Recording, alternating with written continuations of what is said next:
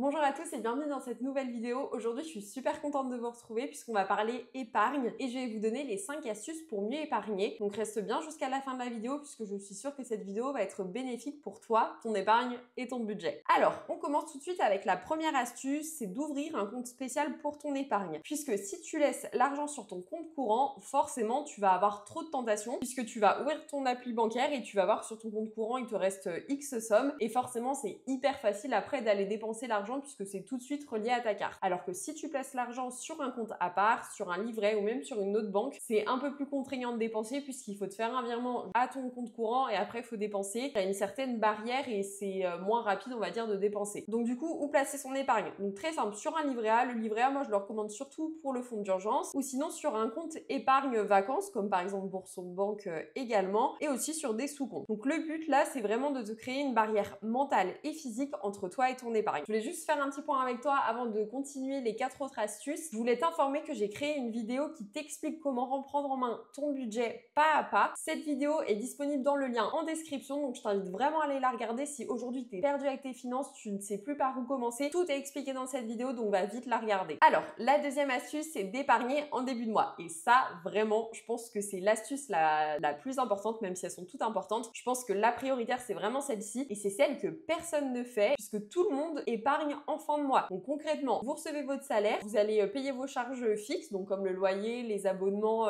les factures, et ensuite il va vous rester de l'argent et c'est avec cet argent-là que vous allez faire votre mois. Donc vous allez dépenser après dans vos charges variables comme l'essence, les courses, shopping, restaurant. Et à la fin du mois, vous vous dites bon bah trop bien, il me reste un peu d'argent, je mets de côté ce mois-ci, mais généralement à la fin du mois, il reste rien du tout, donc vous n'épargnez pas et c'est une chaîne sans fin, c'est une boucle sans fin puisque tous les mois c'est la même chose et au final tous les mois vous n'épargnez pas. Alors que si vous épargnez en début de mois, justement, le schéma est différent. Vous recevez votre salaire. Au lieu d'aller tout de suite payer pour le shopping, les courses, vous allez tout de suite placer de l'argent en épargne, donc une somme que vous aurez déterminée auparavant. Et après, avec ce reste d'argent, vous allez payer vos factures, abonnements, etc. Et aussi payer les courses, shopping, etc. également. Donc là, vraiment, la priorité, c'est l'épargne, c'est pas vos plaisirs. Bien sûr, il faut quand même se faire plaisir raisonnablement pour pouvoir aussi épargner. Et l'épargne, ce n'est vraiment pas une option, donc dès que ton salaire tombe, tu dois tout de suite épargner. Troisième astuce, donner un but à ton épargne. Puisque souvent, il y a beaucoup de personnes qui me disent bah j'ai envie d'épargner, mais je sais pas vraiment pourquoi je le fais. Donc forcément, quand je demande à ces personnes bah est-ce que tu arrives à épargner vraiment?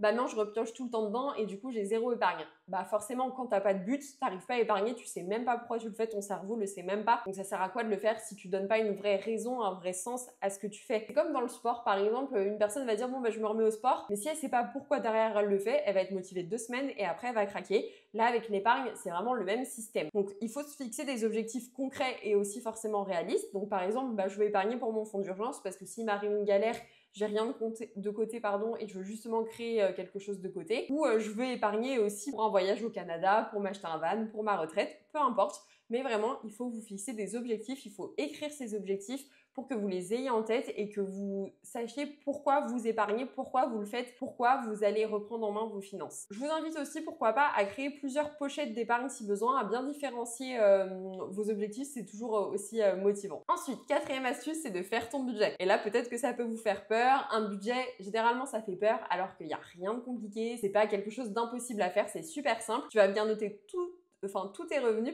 après toutes tes dépenses. Donc dépenses fixes comme le loyer, les charges, et après les dépenses variables comme les courses, shopping, restaurant, cadeaux. Et après, grâce à ça, tu vas voir quelle marge tu peux te dégager pour ton épargne. Donc une fois que tu as fait ce budget-là, c'est comme ça que tu sauras combien tu pourras épargner. Et ensuite, la dernière astuce, c'est d'automatiser ton épargne. Ne laisse jamais ton cerveau décider chaque mois de ton épargne. C'est à toi de décider, c'est vraiment à toi de t'imposer que tu dois épargner. Bien sûr, ton cerveau, il va te dire, bah non, faut que je profite de l'instant présent, là j'ai envie de m'acheter ce vêtement-là, je l'achète, j'ai envie d'aller au resto, je vais au resto. Bien sûr, il faut faire ça aussi, mais il faut également épargner. C'est juste question d'équilibre, il faut profiter et aussi épargner, trouver le juste équilibre où c'est pas une contrainte pour vous et comme ça, vous épargnerez tout en profitant également. Donc, il faut vraiment aborder l'épargne comme une vraie dépense fixe au même titre que le loyer, c'est écrit dans votre budget loyer. Là, vous écrivez même chose, épargne avec un montant derrière. Et le faire en virement automatique. C'est cette façon-là d'automatiser l'épargne, c'est de le faire en virement automatique. Comme ça, vous n'y pensez plus et c'est pas une contrainte pour vous d'épargner. Donc voilà, on a terminé pour cette vidéo. Je t'invite vraiment à appliquer dès aujourd'hui ces 5 astuces.